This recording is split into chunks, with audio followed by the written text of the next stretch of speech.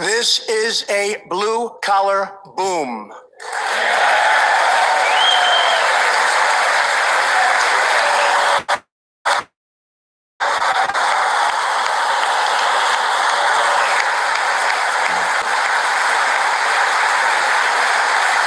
Real median household income is now at the highest level ever recorded. Since my election, U.S. stock markets have soared 70%, adding more than $12 trillion to our nation's wealth, transcending anything anyone believed was possible. This is a record. It is something that every country in the world is looking up to. They admire.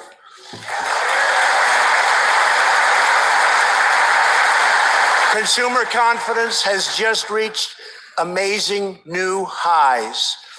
All of those millions of people with 401ks and pensions are doing far better than they have ever done before, with increases of 60, 70, 80, 90, and 100% and even more. Jobs and investments are pouring into 9,000 previously neglected neighborhoods thanks to Opportunity Zones, a plan spearheaded by Senator Tim Scott as part of our great Republican tax cuts.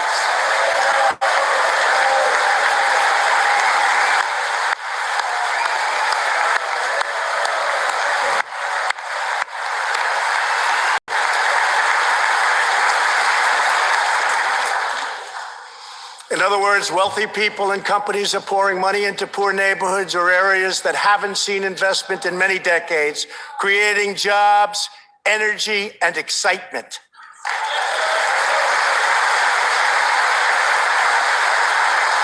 This is the first time that these deserving communities have seen anything like this. It's all working. Opportunity Zones are helping Americans like Army veteran Tony Rankins from Cincinnati, Ohio. After struggling with drug addiction, Tony lost his job, his house, and his family. He was homeless. But then Tony found a construction company that invests in Opportunity Zones. He is now a top tradesman, drug-free, reunited with his family, and he is here tonight. Tony, keep up the great work, Tony.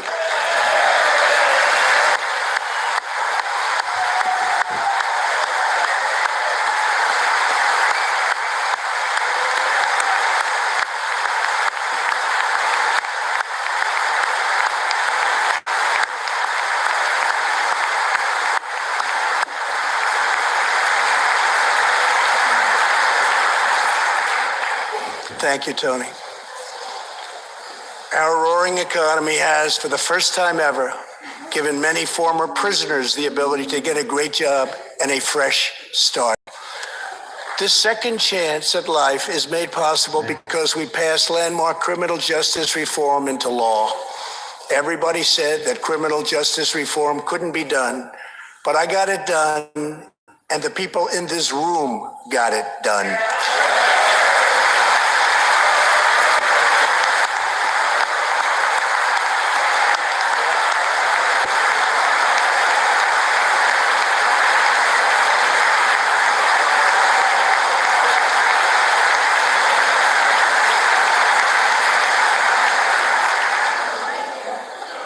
Thanks to our bold regulatory reduction campaign, the United States has become the #1 producer of oil and natural gas anywhere in the world, by far.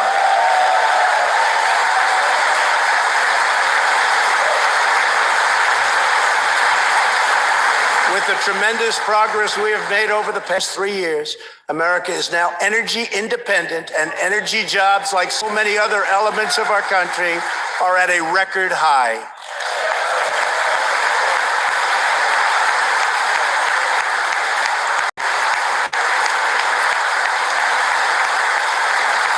We are doing numbers that no one would have thought possible just 3 years ago. Likewise, we are restoring our nation's manufacturing might even though predictions were, as you all know, that this could never, ever be done. After losing 60,000 factories under the previous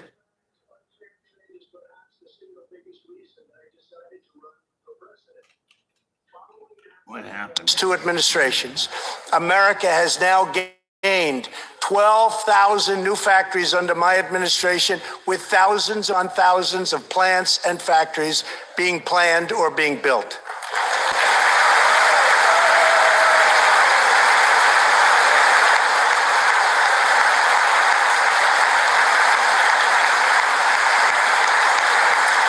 Companies are not leaving. They are coming back to the USA. The fact is that everybody wants to be where the action is, and the United States of America is indeed the place where the action is. One of the biggest promises I made to the American people was to replace the disastrous NAFTA trade deal.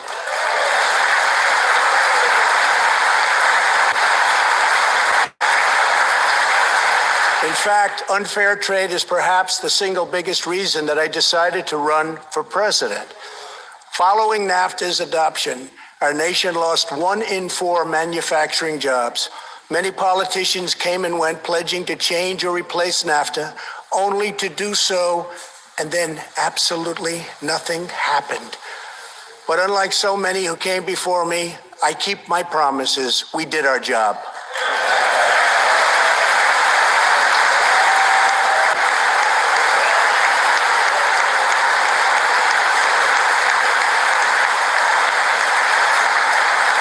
Six days ago, I replaced NAFTA and signed the brand new U.S.-Mexico-Canada agreement into law. The USMCA will create nearly 100,000 new high-paying American auto jobs and massively boost exports for our farmers, ranchers, and factory workers.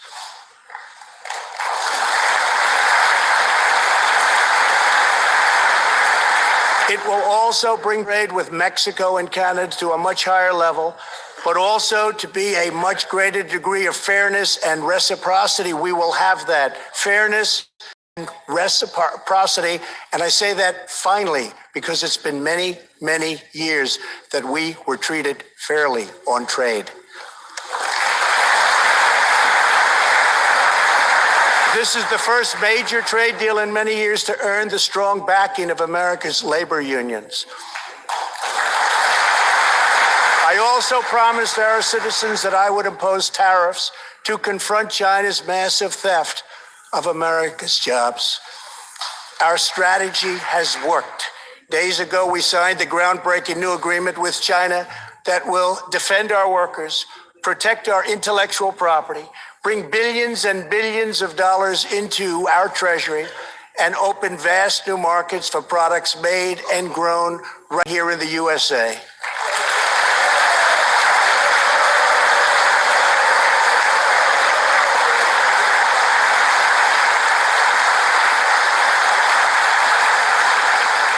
For decades, China has taken advantage of the United States.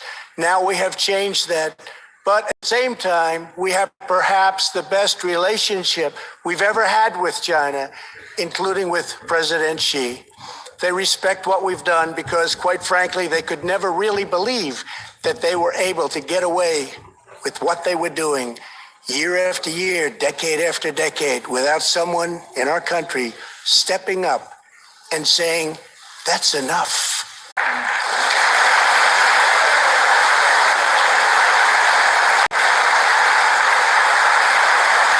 Now we want to rebuild our country, and that's exactly what we're doing. We are rebuilding our country. As we restore American leadership throughout the world, we are once again standing up for freedom in our hemisphere. That's why my administration reversed the failing policies of the previous administration on Cuba.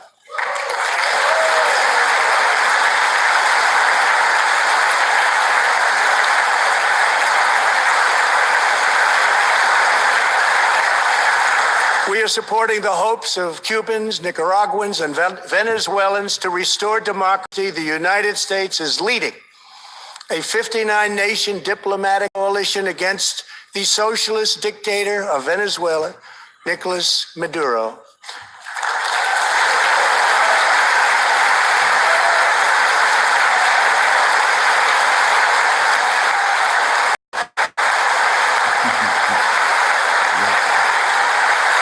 Maduro is an illegitimate ruler, a tyrant who brutalizes his people, but Maduro's grip on tyranny will be smashed and broken.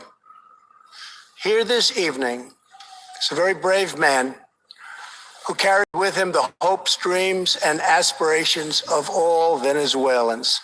Joining us in the gallery is the true and legitimate president of Venezuela, Juan Guaido. Mr. President, please take this message back to your...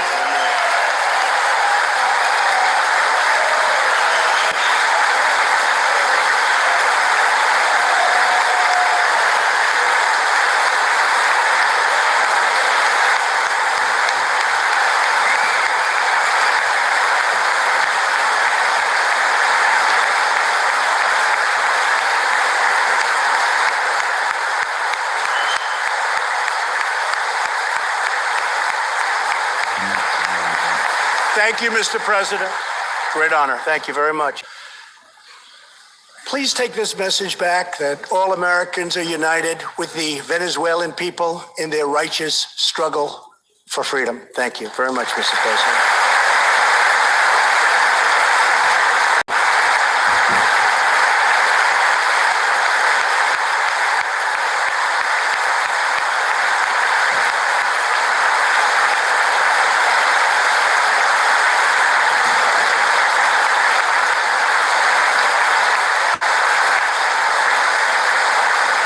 Thank you very much.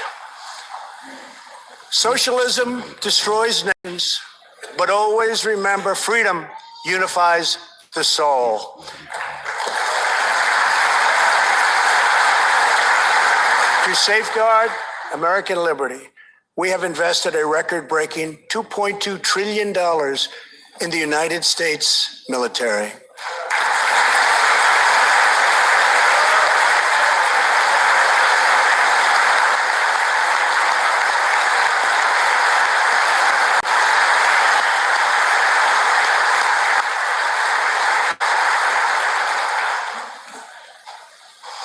We have purchased the finest planes, missiles, rockets, ships, and every other form of military equipment, and it's all made right here in the USA.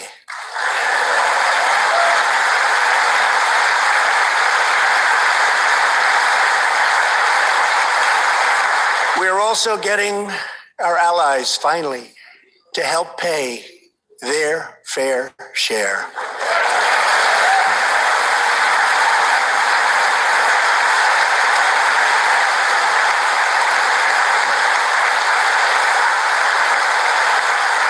I have raised contributions from other NATO members by more than $400 billion, and the number of allies meeting their minimum obligations has more than doubled. And just weeks ago, for the first time since President Truman established the Air Force, more than 70 years earlier, we created a brand new branch of the United States Armed Forces. It's called the Space Force. Very important.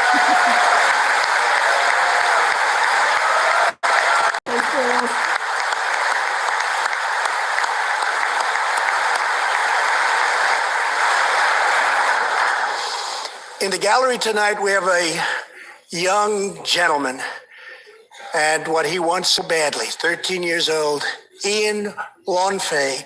He's an 8th grader from Arizona. Ian, please stand up. Ian has always dreamed of going to space.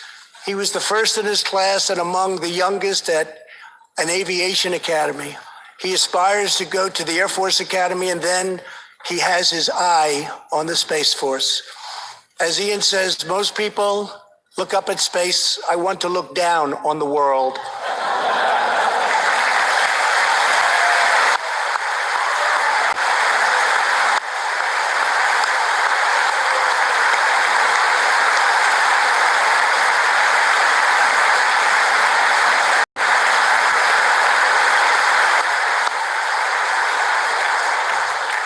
But sitting behind Ian tonight is his greatest hero of them all. Charles McGee was born in Cleveland, Ohio, 1 century ago. Charles is one of the last surviving Tuskegee Airmen, the first black fighter pilots, and he also happens to be Ian's great-grandfather.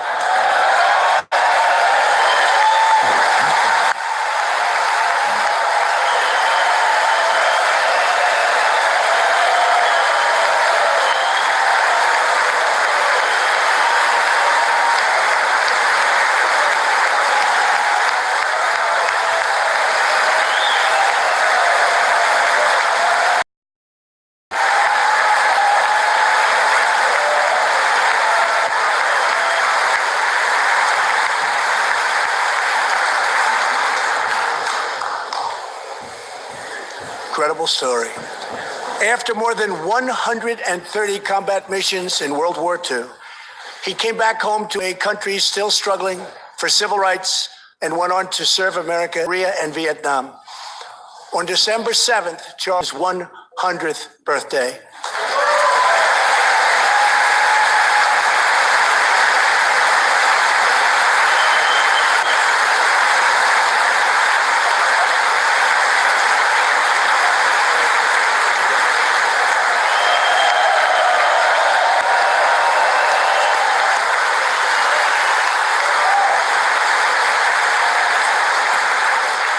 a few weeks ago, I signed a bill promoting Charles McGee to Brigadier General, and earlier today, I pinned the stars on his shoulders in the Oval Office.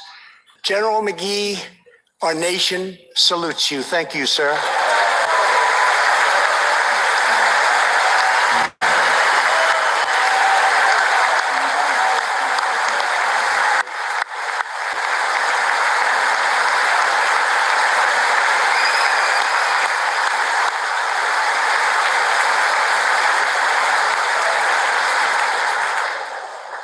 From the Pilgrims to the founders, from the soldiers at Valley Forge to the marchers at Selma, and from President Lincoln to the Reverend Martin Luther King, Americans have always rejected limits on our children's future. Members of Congress, we must never forget that the only victories that matter in Washington are victories that deliver for the American people.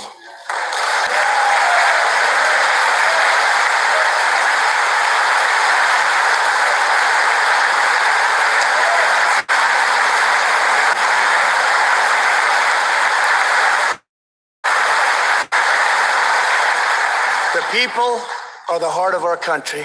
Their dreams are the powers and sustains our country. We must always remember that our job is to put America first.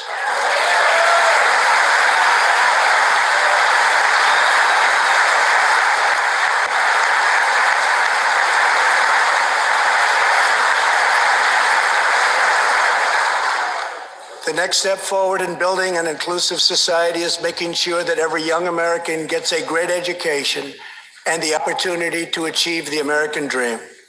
Yet for too long, countless American children have been trapped in failing governments. To rescue these students, 18 states have created school choice in the form of opportunity scholarships. The programs are so popular that tens of thousands of students remain on a waiting list. One of those students is Janiyah Davis, a fourth grader from Philadelphia. Janiyah.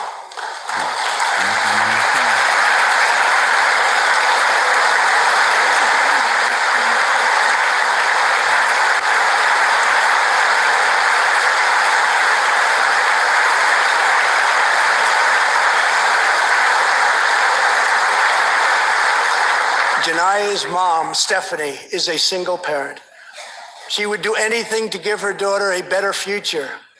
But last year, that future was put further out of reach when Pennsylvania's governor vetoed legislation to expand school choice to 50,000 children. Janiyah and Stephanie are in the gallery. Stephanie, thank you so much for being here with your beautiful daughter. Thank you very much.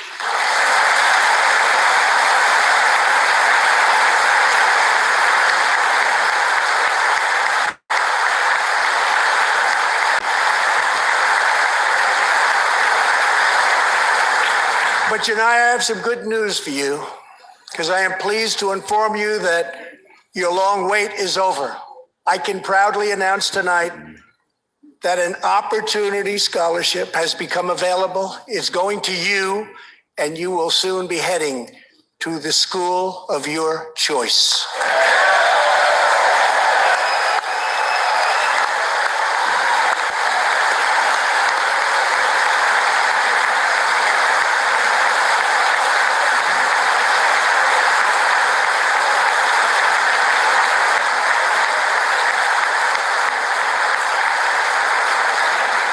Now I call on Congress to give 1 million American children the same opportunity Janaya has just received. Pass the Education Freedom Scholarships and Opportunities Act, because no parent should be forced to send their child to a failing government school.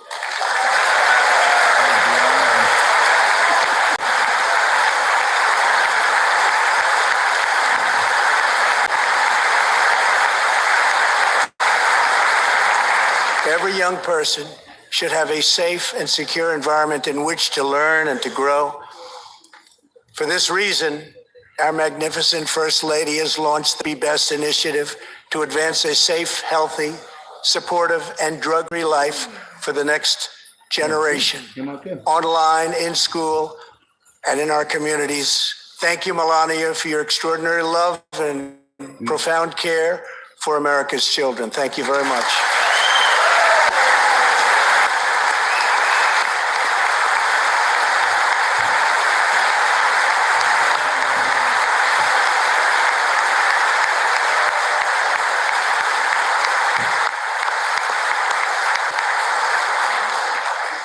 My administration is determined to give our citizens the opportunities they need, regardless of age or background. Through our pledge to American workers, over 400 companies will also provide new jobs and education opportunities to almost 15 million Americans. My budget also contains an exciting vision for our nation's high schools. Tonight, I ask Congress to support our students and back my plan to offer vocational and technical education in every single high school in America.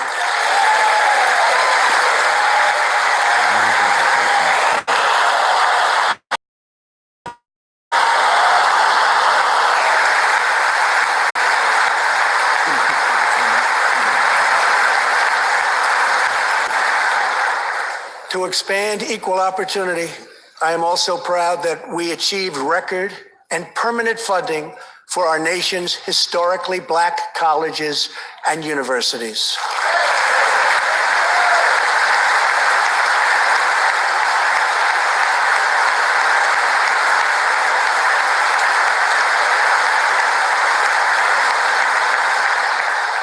A good life for American families also requires the most affordable, innovative, and high-quality healthcare system on earth.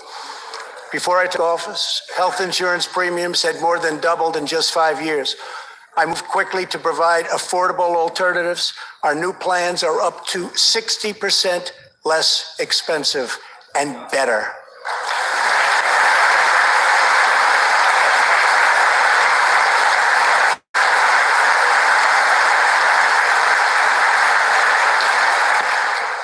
I've also made an ironclad pledge to American families. We will always protect patients with pre-existing conditions.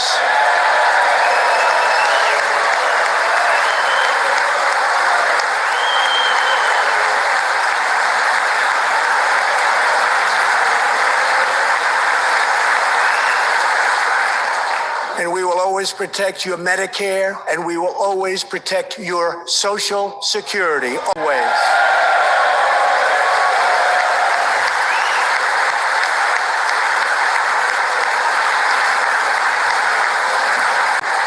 The American patient should never be blindsided by medical bills.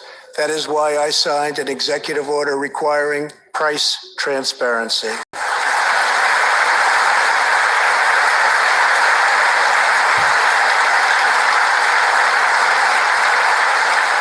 Many experts believe that transparency, which will go into full effect at the beginning of next year, will be even bigger than healthcare reform. It will save families massive amounts of money for substantially better care. But as we work to improve Americans' health care, there are those who want to take away your health care, take away your doctor, and abolish private insurance entirely. 132 lawmakers in this room have endorsed legislation to impose a socialist takeover of our healthcare system, wiping out the private health insurance plans of 180 million very happy Americans. To those watching at home tonight, I want you to know we will never let socialism destroy American healthcare.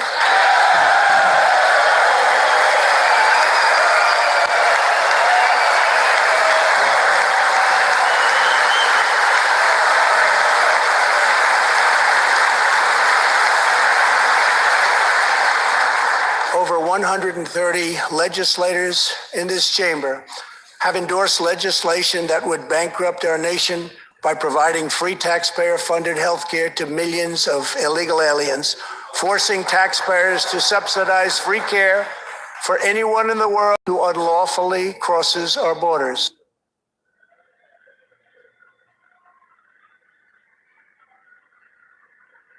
Immigration. That is what is happening in California and other states. Their systems are totally out of control, costing taxpayers vast and unaffordable amounts of money. If these proposals would raid the Medicare benefits of our seniors and that our seniors depend on, while acting as a powerful lure for illegal immigration. That is what is happening in California and other states. Their systems are totally out of control, costing taxpayers vast and unaffordable amounts of money.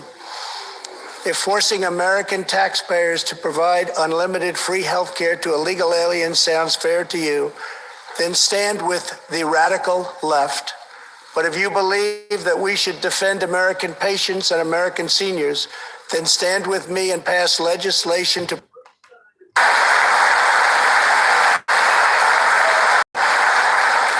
This will be a tremendous boon to our already very strongly guarded southern border, where, as we speak, a long, tall, and very powerful wall is being built.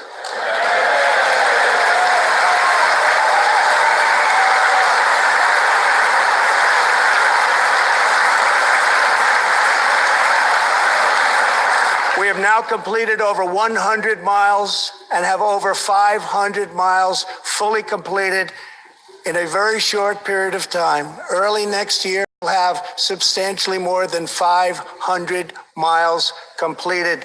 My administration is also taking on the big pharmaceutical companies. We have approved a record number of affordable generic drugs, and medicines are being approved by the FDA at a faster clip than ever before.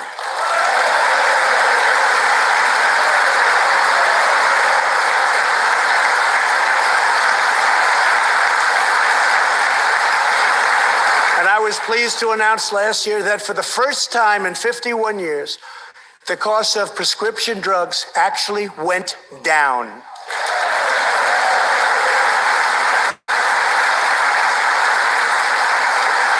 And working together, Congress can reduce drug prices substantially from current levels. I've been speaking to Senator Chuck Grassley of Iowa and others in Congress in order to get something on drug pricing done, and done quickly and properly. I'm calling for bipartisan legislation that achieves the goal of dramatically lowering prescription drug prices. Get a bill on my desk and I will sign it into law immediately.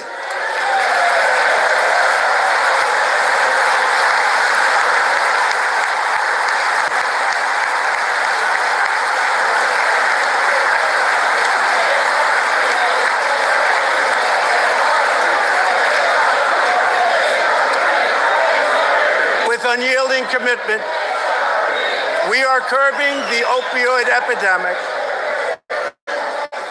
Drug overdose deaths declined for the first time in nearly 30 years. Among the states hardest hit, Ohio is down 22%, Pennsylvania is down 18%, Wisconsin is down 10%, and we will not quit until we have beaten the opioid epidemic once and for all. Protecting Americans' health also means fighting infectious diseases. We are coordinating with the Chinese government and working closely together on the coronavirus outbreak in China. My administration will take all necessary steps to safeguard our citizens from this threat. We have launched ambitious new initiatives to substantially improve care for Americans with kidney disease, Alzheimer's, and those struggling with mental health. And because Congress was so good as to fund my request, new cures for childhood cancer, and we will eradicate the AIDS epidemic in America by the end of this decade.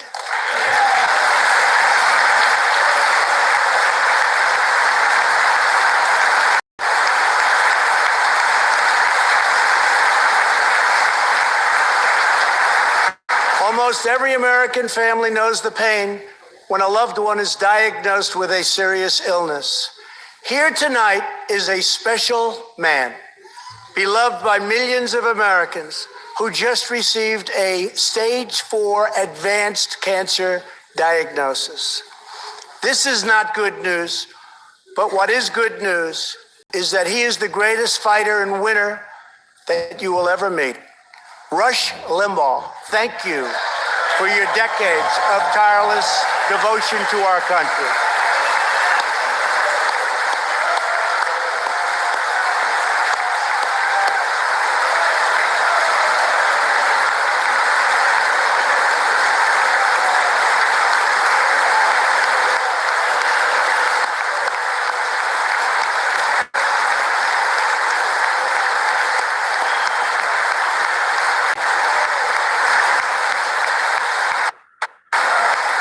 And Rush, in recognition of all that you have done for our nation, the millions of people a day that you speak to and you inspire, and all of the incredible work that you have done for charity, I am proud to announce tonight that you will be receiving our country's highest civilian honor, the Presidential Medal of Freedom.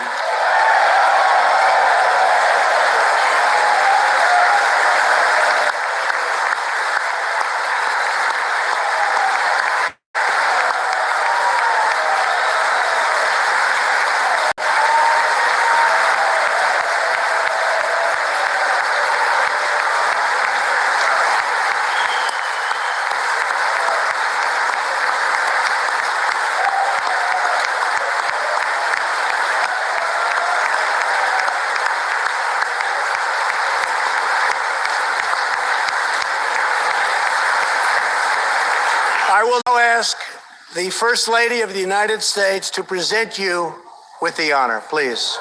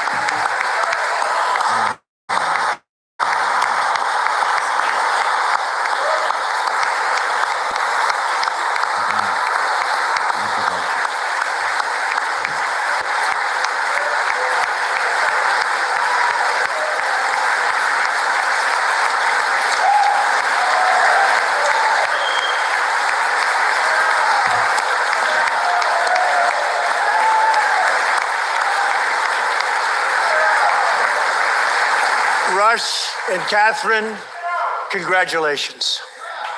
Thank you, Catherine. As we pray for all who are sick, we know that America is constantly achieving new medical breakthroughs. In 2017, St. Luke's Hospital in Kansas City delivered one of the earliest premature babies ever to survive. Born at just 21 weeks and 6 days and weighing less than a pound, Ellie Schneider was a born fighter. Through the skill of her doctors and the prayers of her parents, little Ellie kept on winning the battle of life. Today, Ellie is a strong, healthy 2-year-old girl sitting with her amazing mother, Robin.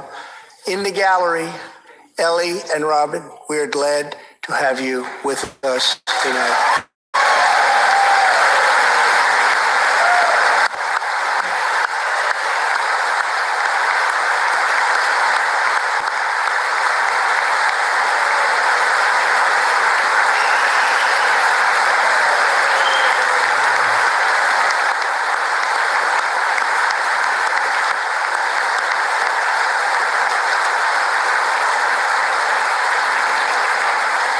Ellie reminds us that every child is a miracle of life. And thanks to modern medical wonders, 50% of very premature babies delivered at the hospital where Ellie was born now survive. It's an incredible thing. Thank you very much. Our goal should be to ensure that every baby has the best chance to thrive and grow just like Ellie. That is why I'm asking Congress to provide an additional $50 million to fund neonatal research for America's youngest patients.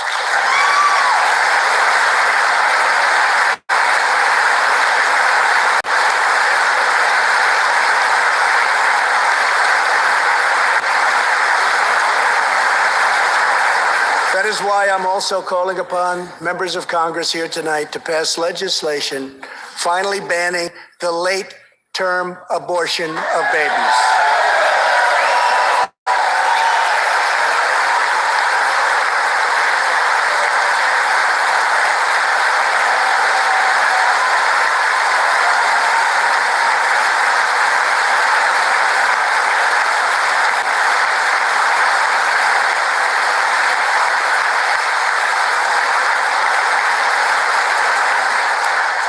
Whether we are Republican, Democrat, or Independent, surely we must all agree that every human life is a sacred gift from God.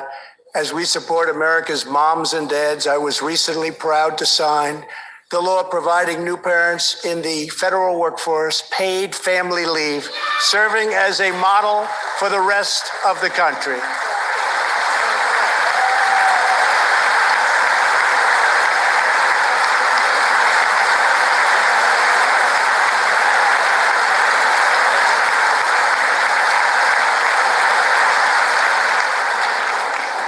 Now I call on Congress to pass the bipartisan Advancing Support for Working Families Act, extending family leave to mothers and fathers all across our nation.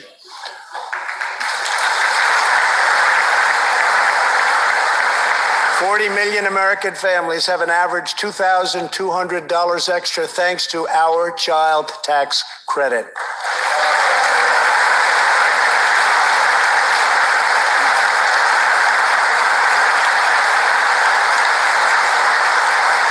I've also overseen historic funding increases for high-quality child care, enabling 17 states to help more children, many of which have reduced or eliminated their wait lists altogether.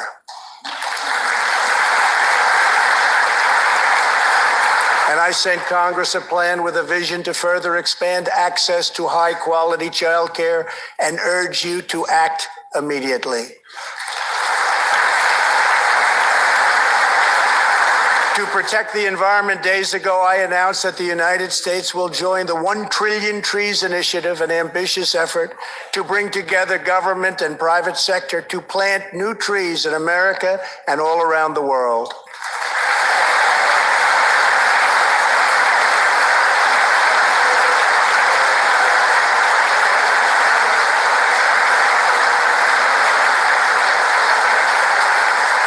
We must also rebuild America's infrastructure.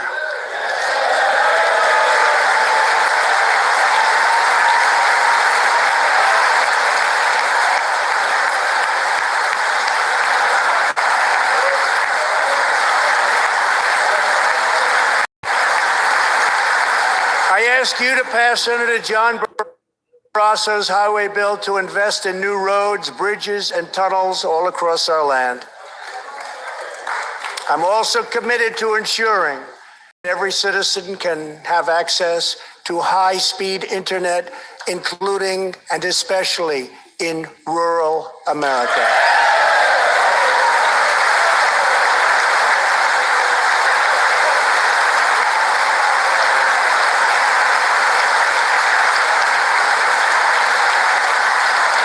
A better tomorrow for all Americans also requires us to keep America safe. That means supporting the men and women of law enforcement at every level, including our nation's heroic ICE officers.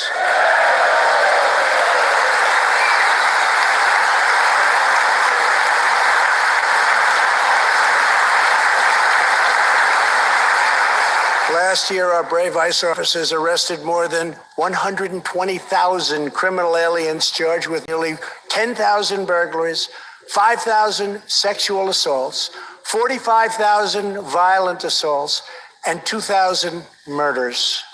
Tragically, there are many cities in America where radical politicians have chosen to provide sanctuary for these criminal illegal aliens.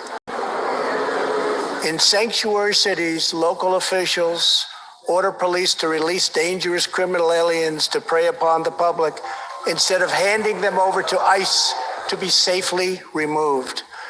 Just 29 days ago, a criminal alien freed by the sanctuary city of New York was charged with the brutal rape and murder of a 92-year-old woman. The killer had been previously arrested for assault, but under New York sanctuary policies, he was set free.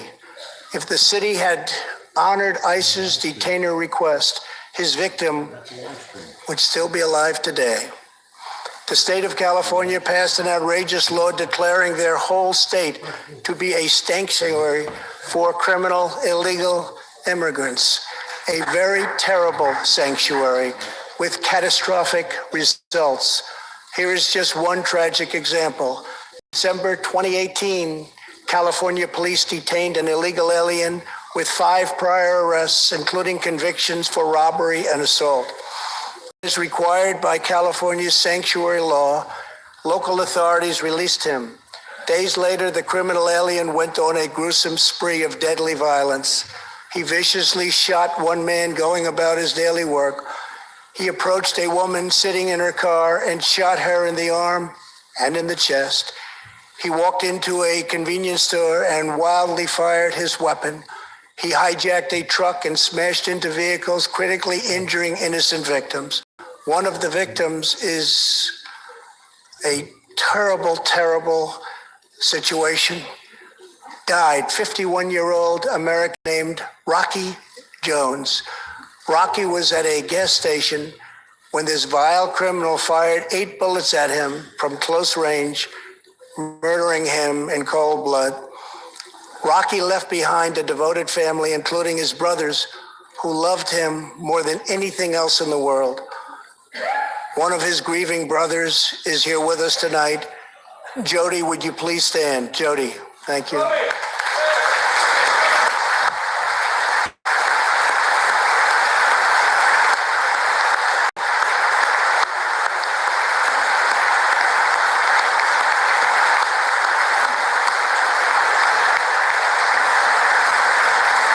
Jody, our hearts weep for your loss, and we will not rest until you have justice. Senator Thom Tillis has introduced legislation to allow Americans like Jody to sue sanctuary cities and states when a loved one is hurt or killed as a result of these deadly practices.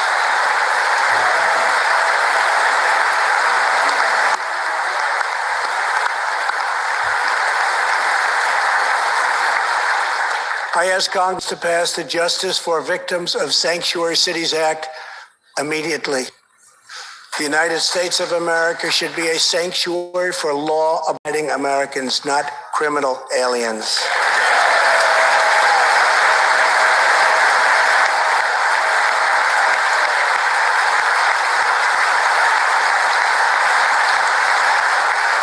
In the last 3 years, ICE has arrested over 5,000 wicked human traffickers and I've signed 9 pieces of legislation to stamp out the menace of human trafficking domestically and all around the globe.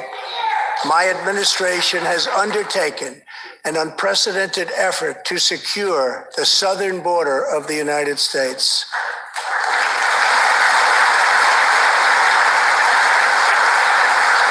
Before I came into office, if you showed up illegally on our southern border and were arrested, you were simply released and allowed into our country, never to be seen again. My administration has ended catch and release.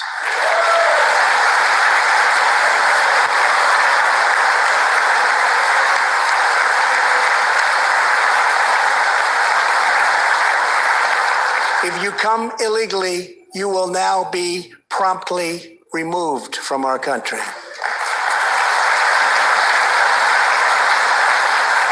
Very importantly, we entered into historic cooperation agreements with the governments of Mexico, Honduras, El Salvador, and Guatemala.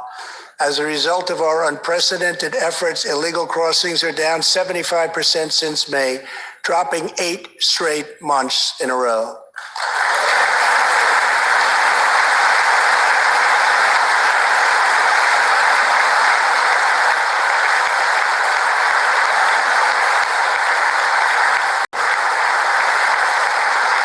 And as the wall rapidly goes up, drug seizures rise, and the border crossings are going down and going down very rapidly.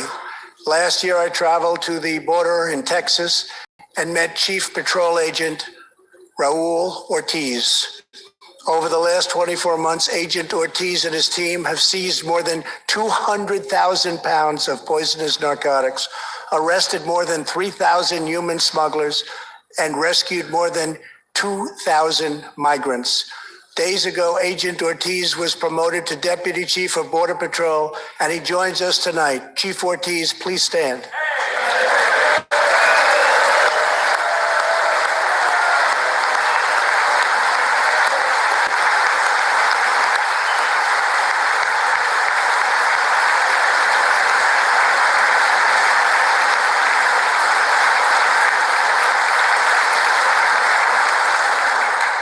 A grateful nation thanks you and all of the heroes of Border Patrol and ICE. Thank you very much. Thank you. To build on these historic gains, we are working on legislation to replace our outdated and randomized immigration system with one based on merit, welcoming those who follow the rules, contribute to our economy, support themselves financially, and uphold our values.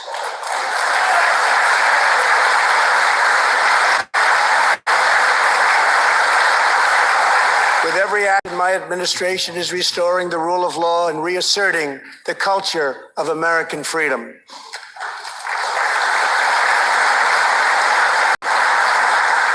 Working with Senate Majority Leader Mitch McConnell, thank you, Mitch, and his colleagues in the Senate, we have confirmed a record number of 187 new federal judges to uphold our Constitution as written. This includes 2 million new Supreme Court justices, Neil Gorsuch and Brett Kavanaugh. Thank you.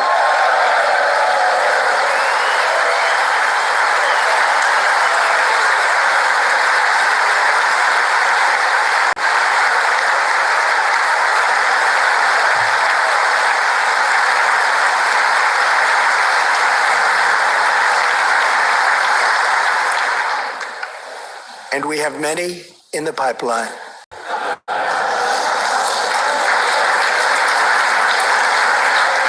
My administration is also defending religious liberty, and that includes the constitutional right to pray in public schools.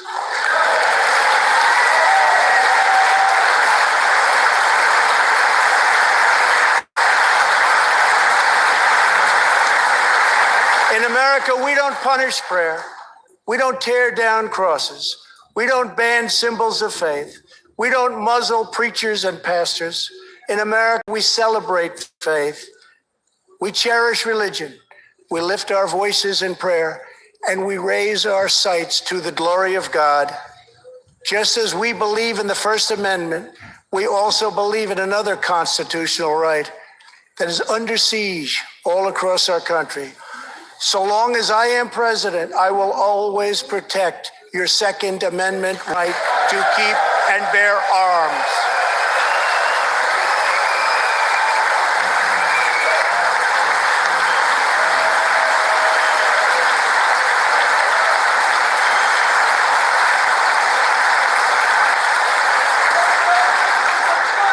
In reaffirming our heritage as a free nation, we must remember that America has always been a frontier nation. Now we must embrace the next frontier, America's manifest destiny in the stars. I am asking Congress to fully fund the Artemis program to ensure that the next man and the first woman on the moon will be American astronauts, using this as a launching pad to ensure that America is the first nation to plant its flag on Mars.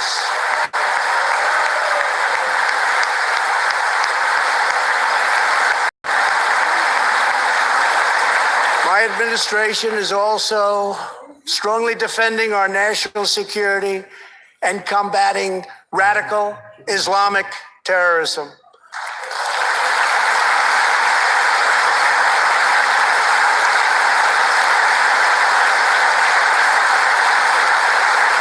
Last week, I announced a groundbreaking plan for peace between Israel and the Palestinians.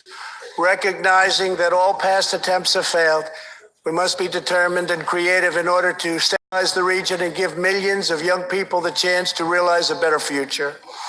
3 years ago, the barbarians of ISIS held over 20,000 square miles of territory in Iraq and Syria. Today, the ISIS territorial caliphate has been 100% destroyed, and the founder and leader of ISIS, the bloodthirsty killer known as al-Baghdadi, is dead.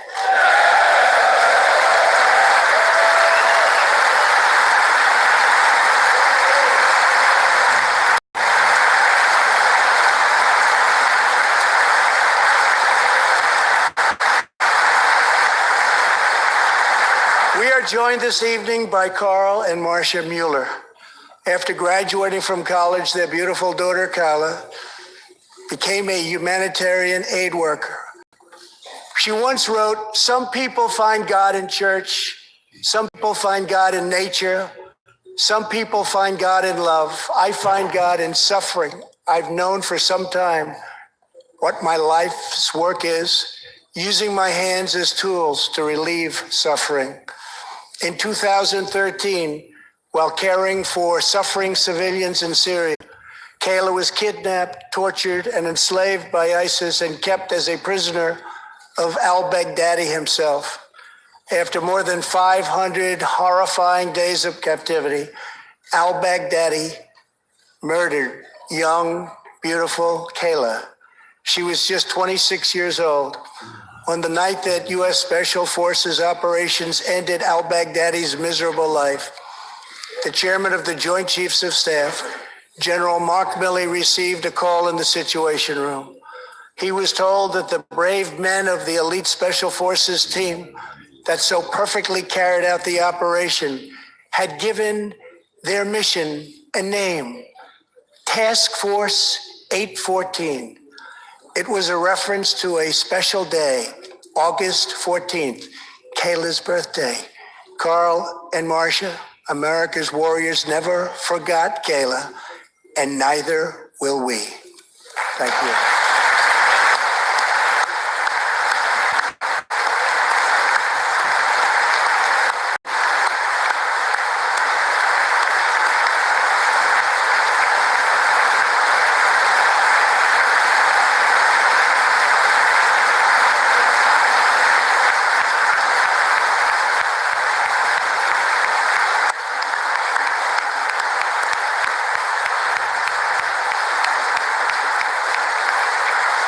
Every day, America's men and women in uniform demonstrate the infinite depth of love that dwells in the human heart. One of these American heroes was Army Staff Sergeant Christopher Hake. On his second deployment to Iraq in 2008, Sergeant Hake wrote a letter to his one-year-old son, Gage. I will be with you again, he wrote to Gage. I will teach you to ride your first bike, build your first sandbox, watch you play sports, and see you have kids also. I love you, son. Take care of your mother. I am always with you, Daddy. On Easter Sunday of 2008, Chris was out on patrol in Baghdad when his Bradley fighting vehicle was hit by a roadside bomb. That night, he made the ultimate sacrifice for our country. Sergeant Hake now rests in eternal glory in Arlington, and his wife, Kelly, is in the gallery tonight, joined by their son, who is now a 13-year-old and doing very, very well. To Kelly and Gage, Chris will live in our hearts forever. He is looking down on you now. Thank you.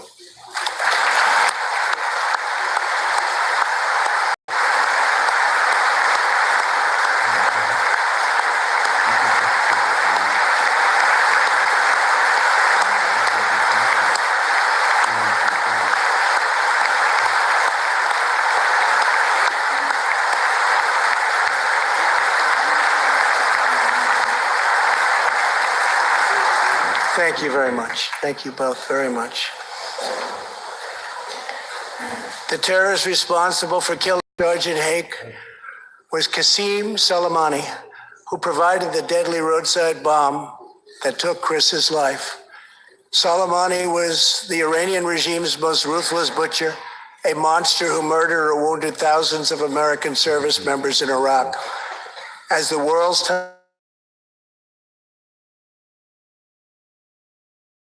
men and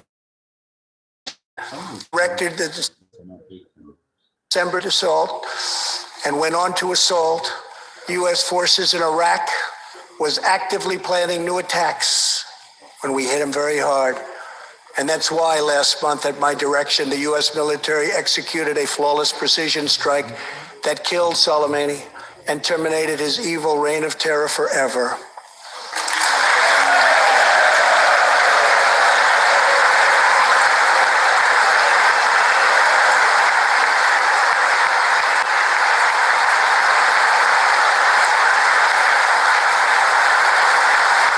Our message to the terrorists is clear. Escape American justice. If you attack our citizens, you forfeit your life.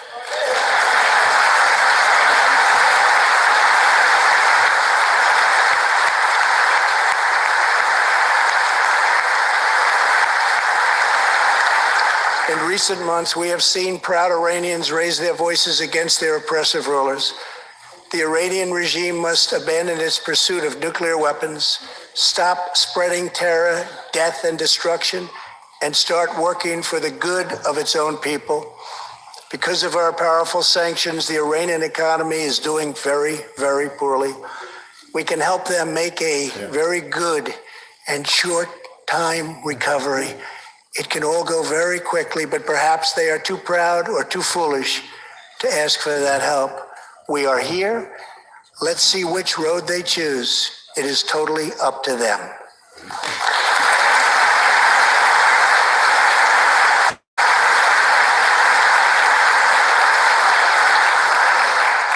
As we defend American lives, we are working to end America's wars in the Middle East. In Afghanistan, the determination and valor of our warfighters have allowed us to make tremendous progress, and peace talks are now underway. I am not looking to kill hundreds of thousands of people in Afghanistan, many of them totally innocent. It is also not our function to serve other nations as law enforcement agencies. These are warfighters that we have, the best in the world, and they either want to fight to win or not fight at all. We are working to finally end America's longest war and bring our troops back home.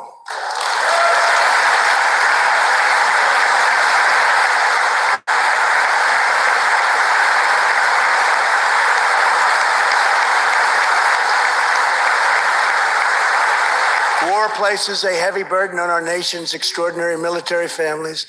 especially spouses like Amy Williams from Fort Bragg, North Carolina, and her two children, 6-year-old Eliana and 3-year-old Rowan. Amy works full-time and volunteers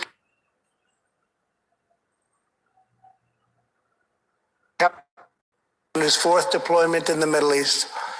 Amy's kids haven't seen their father's face in many months. Amy, your family's sacrifice makes it possible for all of our families to live in safety and in peace, and we want to thank you. Thank you, Amy.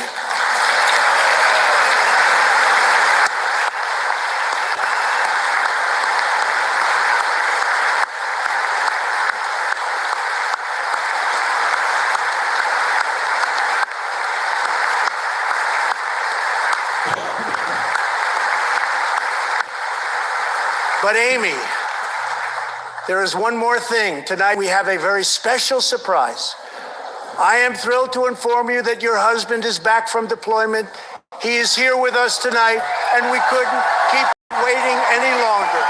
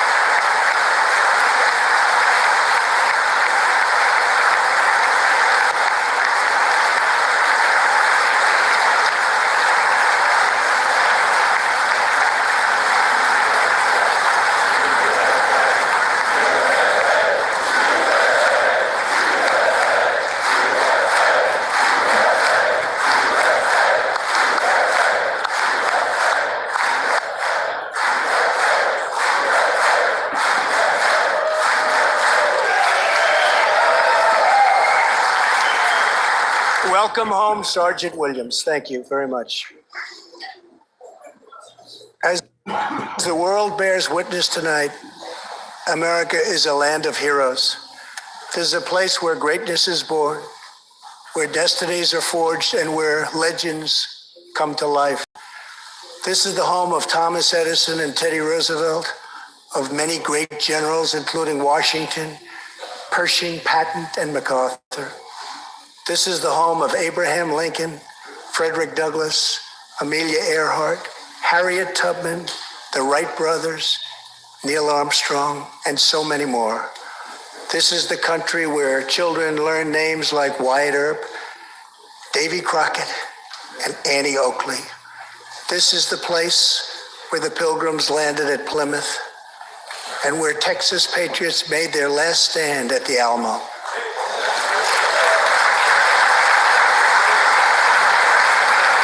The beautiful, beautiful Alamo. The American nation was carved out of the vast frontier by the toughest, strongest, fiercest, and most determined men and women ever to walk on the face of the earth. Our ancestors braved the unknown, tamed the wilderness, settled the Wild West, lifted millions from poverty, disease, and hunger, vanquished tyranny and fascism, ushered the world to new heights of science and medicine, laid down the railroads, dug out the canals, raised up the skyscrapers, and ladies and gentlemen, our ancestors built the most exceptional republic ever to exist in all of human history, and we are making it greater than ever before.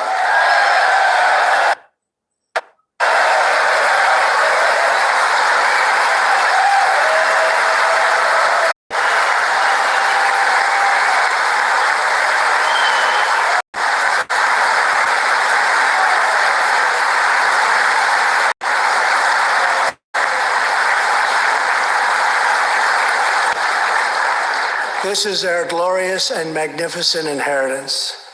We are Americans. We are pioneers. We are the pathfinders. We settled the new world.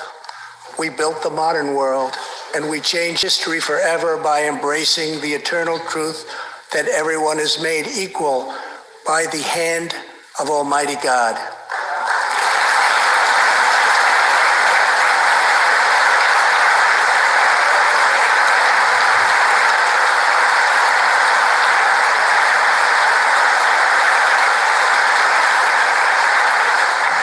America is the place where anything can happen.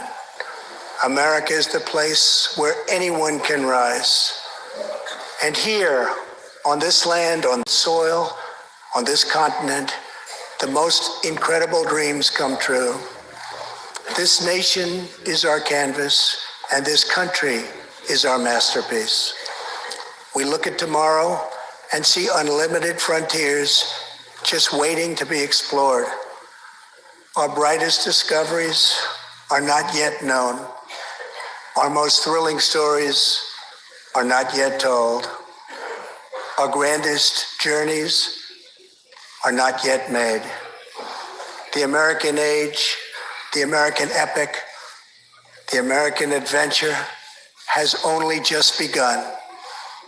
Our spirit is still young. The sun is still rising. God's grace is still shining. And my fellow Americans, the best is yet to come. Thank you. God bless you. And God bless America. Thank you very much.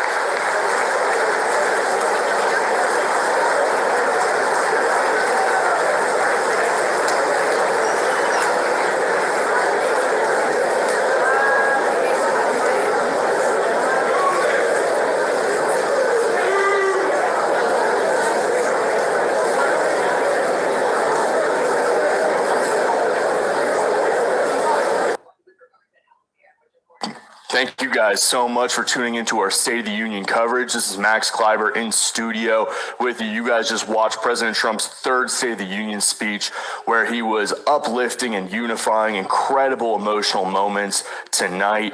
President Trump giving his State of the Union speech in Washington, D.C. Thank you guys so much for tuning in. Remember, we have a rally coming up in about 6 days, February 10th in Manchester, New Hampshire.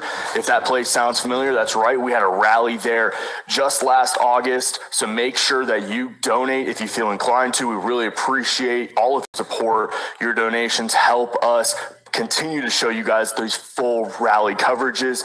So make sure you donate. You can donate a couple different ways. The first way is through that YouTube super chat that you're watching on right now. You could also donate through PayPal and through our website, rsbn.com/donate. And rsbnetwork.com/donate, and you can also mail in your donations to that address you see below. Thank you guys so much for tuning in. We really appreciate it. Make sure you stick with us throughout the election season, as we will bring you every single rally that we can possibly make it to, as President Trump goes on for 4 more years to keep America great. Thank you guys so much. Max Kleiber, Miles Kleiber, and Joe Seals in Auburn, Alabama. Thank you guys. God bless.